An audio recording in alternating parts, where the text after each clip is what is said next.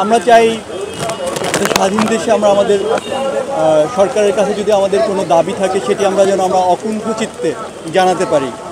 হ্যাঁ, আমরা যাতে আমাদের অভিযোগগুলো জানাতে পারি, সেগুলো জানাতে গেলে যে ধরনের দমন নিপীড়ন আমরা কথা বলতে ভয় পাই।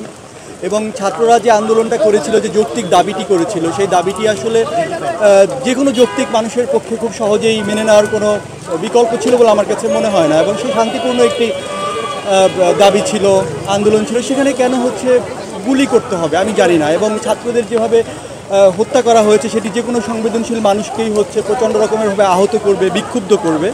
তো একজন সংবেদনশীল মানুষ হিসেবে আমাদেরকেও সেটি বিক্ষুব্ধ করেছে। আমরা মানে যেই ভিডিওগুলো আমরা দেখেছি, যে হত্যাকাণ্ডগুলো দেখেছি, সেগুলো আমাদেরকে এই পরিমাণ আহত করেছে যে ওই যে একটি ছেলে আছে যে পানি পানি করে বলছিল, বা যেই মেয়েটি হচ্ছে ছাদে বাবার কোলে মারা গিয়েছে, সেগুলো দেখার পরে কোনো সংবেদনশীল মানুষের পক্ষে আসলে ঘুমানো সম্ভব না, আমরা ঘুমাতে পারি না। আমাদের এইরকম একটা পরিস্থিতিতে আমরা চাই যে এই হত্যাগুলোর সুষ্ঠু বিচার হবে এবং এরকম একটি স্বাধীন দেশের পরাধীন নাগরিক হয়ে আমরা বেঁচে থাকতে চাই না। আমরা একটি ন্যায়সঙ্গত স্বাধীন সমাজে, বৈষম্যহীন সমাজে বসবাস করতে চাই, যেখানে আমাদের নাগরিক অধিকার থাকবে, আমাদের অভিযোগের কথা বলার অধিকার থাকবে, আমাদের দাবি করার অধিকার থাকবে। এবং সেগুলো করতে গেলে আমাদের উপরে দমন, নিপীড়ন, নির্যাতন, গণগ্রেপ্তার, গণহত্যা নেমে আসবে না।